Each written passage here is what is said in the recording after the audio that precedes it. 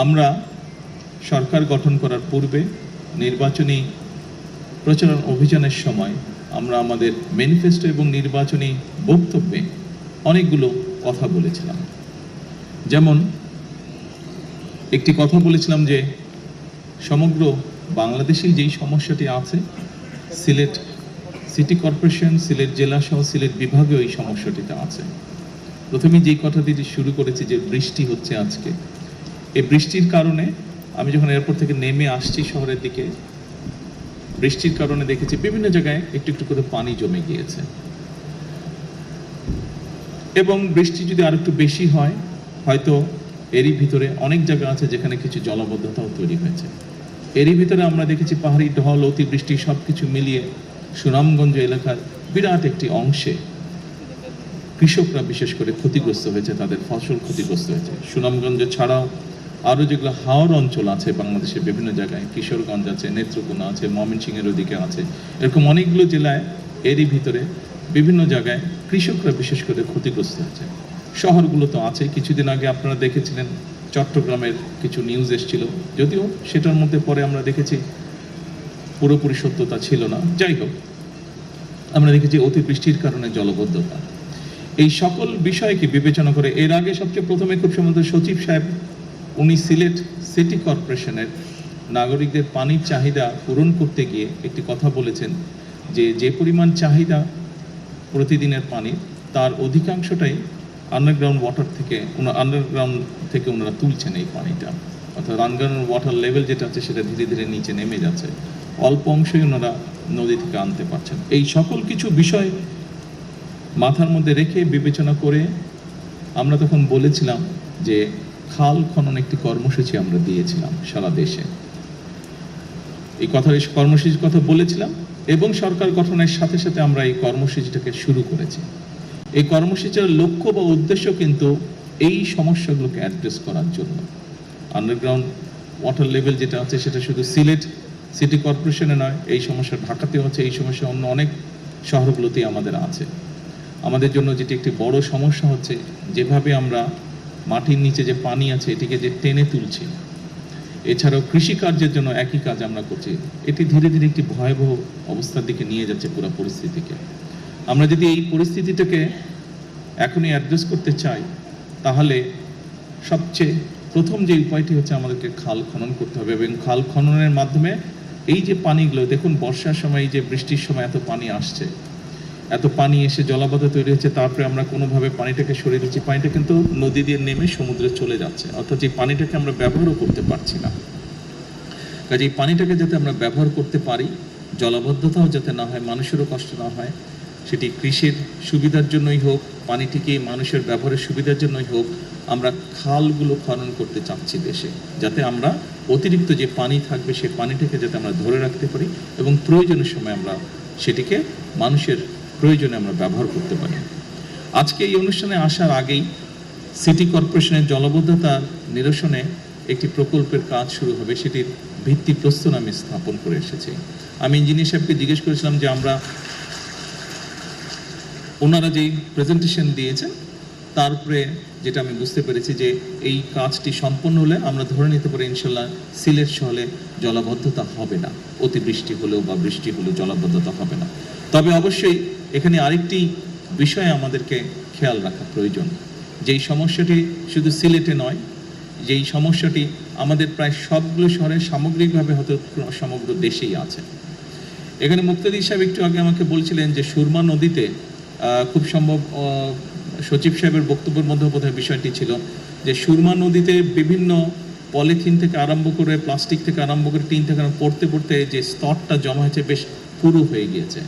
প্রায় বছরখানেক আগে, তখন তো অবশ্যই আমি লন্ডনে ছিলাম, সেখানে আমি যে কোনো একজন ভদ্রলোকের সাথে আলাপ করছিলাম যার কিছু এক্সপার্টিস রয়েছে এই বিষয়গুলোর উপরে।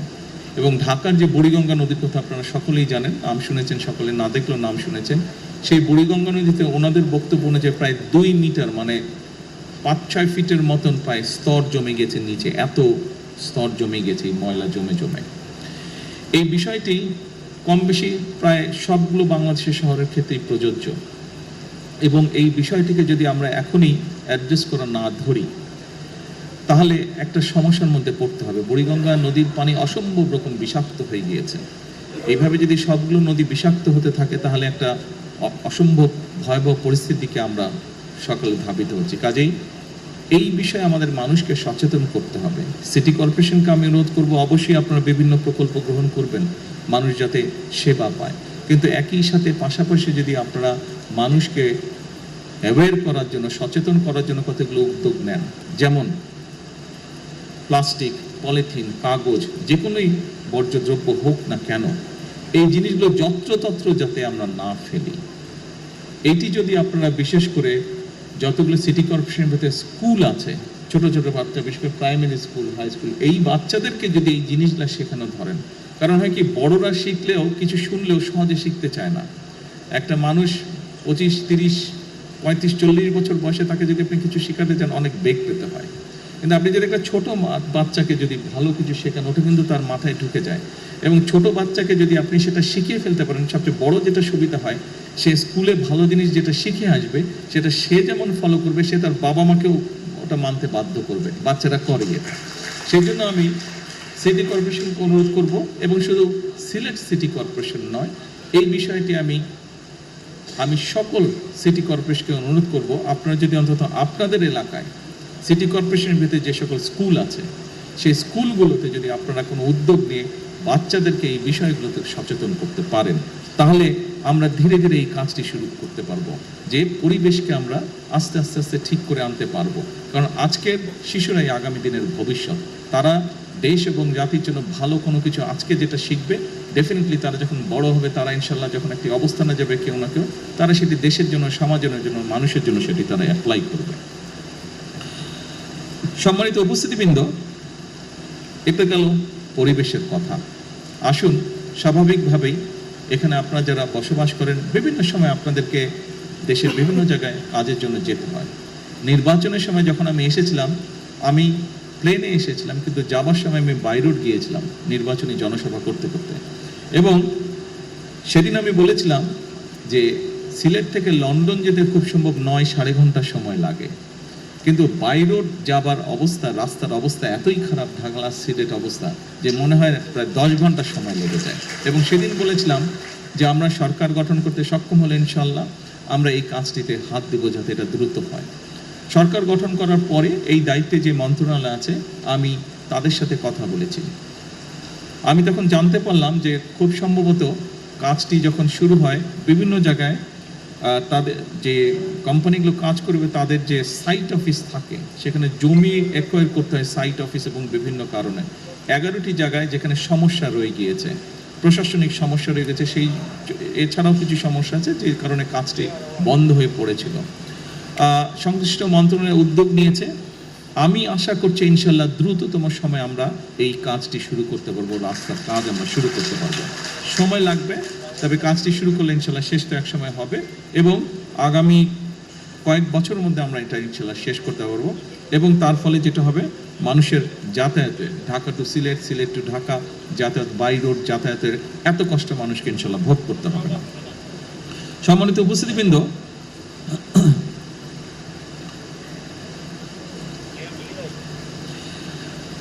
অবশ্যই শুধু রাস্তা আমাদেরকে বাড়ালেই যে সমস্যার সমাধান হবে তা না।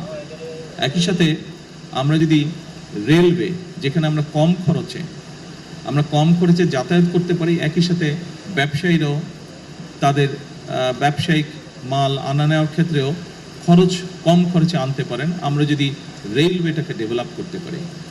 আমাদের বর্তমান সরকার, আমরা একটি উদ্যোগ গ্রহণ করছি যে সারা দেশে কিভাবে রেল যোগাযোগটাকে বৃদ্ধি করা যায়। রেল যোগাযোগটাকে বৃদ্ধি করলে স্বাভাবিকভাবে অধিকাংশ মানুষ এটিতে যাতায়াত করবেন, এটিতে খরচ কম হবে, সেটি যাতায়াতের খরচ কম হবে, সেটি ব্যবসায়িক কারণে খরচ কম হবে। আমরা রাস্তা যতই বড় করতে থাকি, ততই গাড়ি নামবে রাস্তায়, ট্রাফিক বাড়বেই। এবং আরেকটি বিষয় আমাদের মনে রাখা প্রয়োজন, জনসংখ্যার ভিত্তিতে আমরা পৃথিবীর খুব সম্ভবত 8ম স্থানে আছি, কিন্তু আমরা ল্যান্ড ওয়াইজ যদি চিন্তা করি, আমাদের দেশটা হয়তো অত বড় না, অনেক দেশের থেকেই ছোট। সেজন্য আরেকটি গুরুত্বপূর্ণ বিষয়, বাংলাদেশ হচ্ছে একটি কৃষি প্রধান দেশ। সেজন্য রাস্তা যদি নির্মাণ করি আমরা, একই সাথে কিন্তু আমাদের ফসলি জমিও নষ্ট হচ্ছে, সেজন্য সেই বিষয়টাকে আমাদের মাথায় রাখতে হবে। এত বিপুল সংখ্যক জনগোষ্ঠীর খাবার তো আমরা বিদেশ থেকে ইম্পোর্ট করা সম্ভব না, এবং আমরা আলহামদুলিল্লাহ মোটামুটিভাবে খাদ্য স্বয়ংসম্পূর্ণ, কাজে এইটিকেও আমাদের ধরে রাখতে হবে। সেজন্যই অবশ্যই রাস্তার উন্নয়ন, আমরা রাস্তার ক্ষেত্রে যোগাযোগ ব্যবস্থা উন্নয়ন করব, কিন্তু রেলটাকে আমরা ডেভেলপ করতে চাই।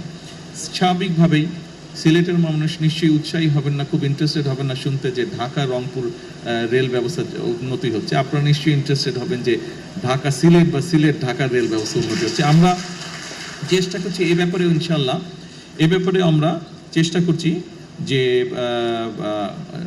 ডবল লাইন কিভাবে করা যায়, ডাবল লাইনের মাধ্যমে এই সমস্যাটার সমাধান করা যায়, দ্রুততর করা যায় ঢাকা সিলেট বা সিলেট ঢাকা রেলওয়ের ব্যবস্থা। আসুন এরপরে,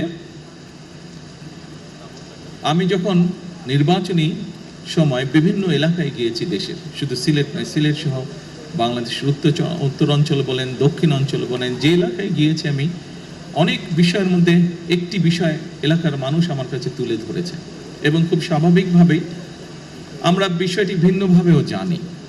সেটি হচ্ছে বাংলাদেশের মানুষের স্বাস্থ্য ব্যবস্থা বা চিকিৎসা ব্যবস্থা।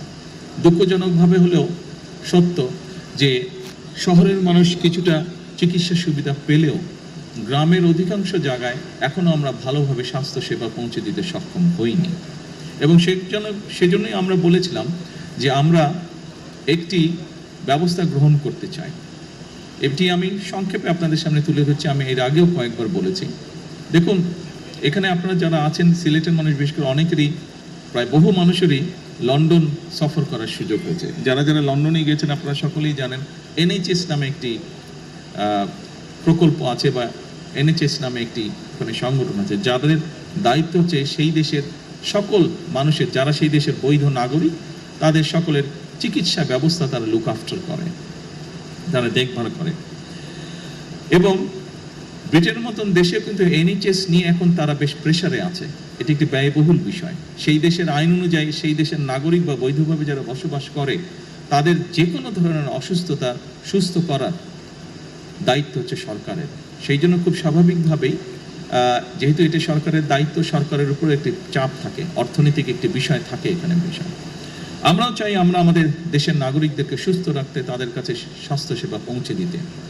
কিন্তু যেটি এখন ইউরোপে প্রত্যেকটি দেশই দেখছে, যেই দেশগুলো উন্নত তারা দেখছে যে স্বাস্থ্যসেবাটা, একজন মানুষ যখন অসুস্থ হয় তাকে চিকিৎসা দেওয়া, ডাক্তার, নার্স, হসপিটালের বেড, ওষুধপত্র সব কিছু বেশ ব্যয়বহুল।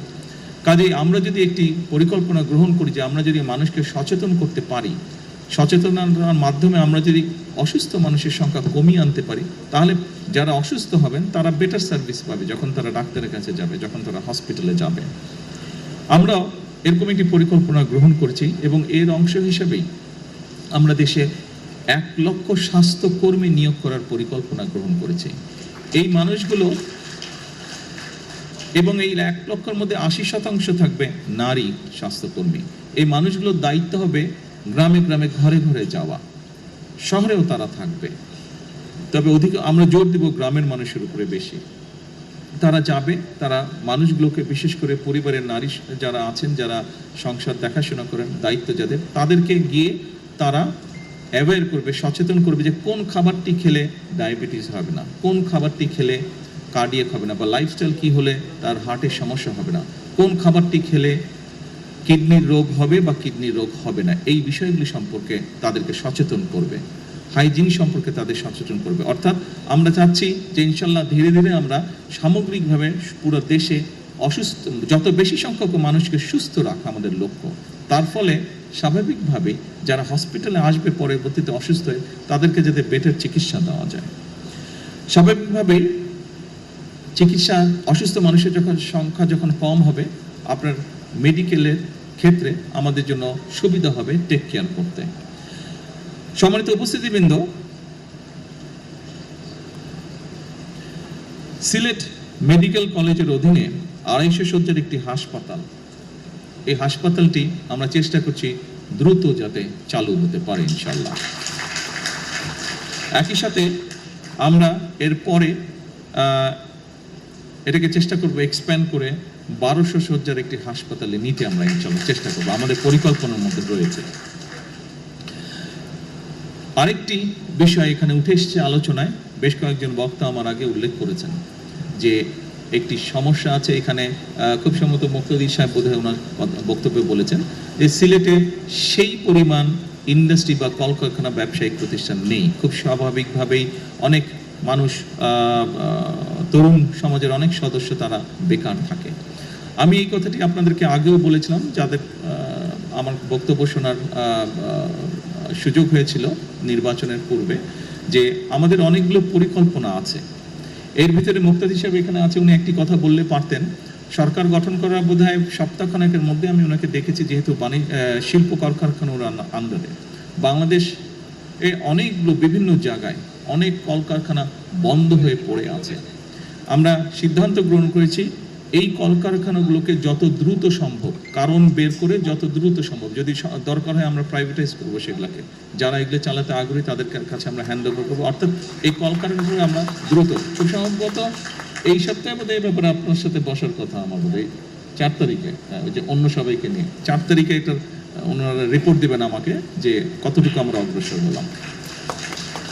কাজে আমাদের লক্ষ্যই ছিল, তখনই আমরা বলেছিলাম যে এই কাজটি আমরা শুরু করব, এবং এই কাজটি শুরু করতে পারলে একদিকে সারা দেশেই বহু কর্মসংস্থানের ব্যবস্থা হবে, এটি গেল একটি বিষয়। এবং একই সাথে আমরা চেষ্টা করছি দেশে এবং বিদেশে যারা বিনিয়োগকারী আছেন তাদেরকে উৎসাহিত করার জন্য, যাতে তারা বিভিন্ন ব্যবসা প্রতিষ্ঠান, মিল কারখানা অথবা সার্ভিস ইন্ডাস্ট্রি যেটাই হোক, তারা যাতে বিনিয়োগ করেন এবং বিভিন্ন সমস্যা আছে সেই সমস্যাগুলোতে তাদেরকে আমরা চেষ্টা করছি সহযোগিতা করতে, যাতে তারা বিনিয়োগ করেন, কর্মসংস্থানের সুযোগ হয়। সিলেটে একটি আইটি পার্ক করা হয়েছিল, আইটি পার্কটি সেভাবে সচল নেই। এই আইটি পার্কটি নিয়ে অলরেডি এর মধ্যে আমাদের আলোচনা হয়েছে, আমাদের যে মন্ত্রণালয় আছে তারা কাজ করছে। আমি কোয়াইট কনফিডেন্ট আই যে ইনশাল্লাহ দ্রুততম সময়ে আমরা এটা চালু করতে সক্ষম হবো আইটি পার্কটি, যাতে করে আমাদের তরুণ সমাজের অনেক সদস্য আছে যারা ফ্রিল্যান্সিংয়ের কাজ করে, আইটির বিভিন্ন কাজ করে, ডাটা প্রসেসিং কাজ করে, তাদেরকে আমরা ওখানে সুযোগ তৈরি করে দেওয়ার চেষ্টা করব, যাতে করে সেই মানুষগুলো যারা কাজ করছে তারাও ওখানে কাজ করার সুযোগ পায়, যাতে তাদের ইনকাম বৃদ্ধি করার সুযোগ পায়। যারা কাজ করতে চাচ্ছে কিন্তু কাজ করতে পারছে না, এরকম যারা আছে তাদেরকে আমরা ওখানে সুযোগ করে দেব। আমরা আইটি সেক্টরে এই কাজটি এখানে করতে চাচ্ছি। এর বাইরে আমরা বলেছিলাম যে আমরা বিভিন্ন জায়গায় আমরা চেষ্টা করবো আমাদের যে ভোকেশনাল ইনস্টিটিউট আছে এগুলোকে আপডেট করতে, মডার্নাইজ করতে, ফলে বিভিন্ন মানুষ যারা আছে যাদের বিভিন্ন শিক্ষাগত যোগ্যতা অনুযায়ী এই মানুষগুলোকে আমরা ট্রেন করব, যাতে করে দেশের ভিতরে এবং দেশের বাইরে তারা কর্মসংস্থানের ব্যবস্থা করতে পারেন। সম্মানিত উপস্থিতিবৃন্দ, সংক্ষেপে আজকে এতটুকুই আপনাদের সামনে বলবো। এই হচ্ছে আমাদের পরিকল্পনা, আমরা কি কি চিন্তা করেছি এবং এরই ভিতরে সেই চিন্তাগুলো বাস্তবায়নের জন্য কি কি উদ্যোগ গ্রহণ করেছি আপনাদের সামনে আমি আজকে তুলে ধরলাম। দেখুন, 2.5 মাস বয়সে একটি শিশু কিন্তু হাঁটতে পারে না, শিশুটাকে হাঁটতে হলে আরো কিছুদিন অপেক্ষা করতে হয়। বর্তমান সরকারের বয়স 2.5 মাসের মতো। তবে আমরা এরই ভিতরে আমরা যে সকল কমিটমেন্ট দেশের মানুষের সামনে উপস্থাপন করেছিলাম, দেশের মানুষকে আমরা দিয়েছিলাম, সেই কমিটমেন্টগুলো বাস্তবায়নের কাজ আমরা শুরু করেছি।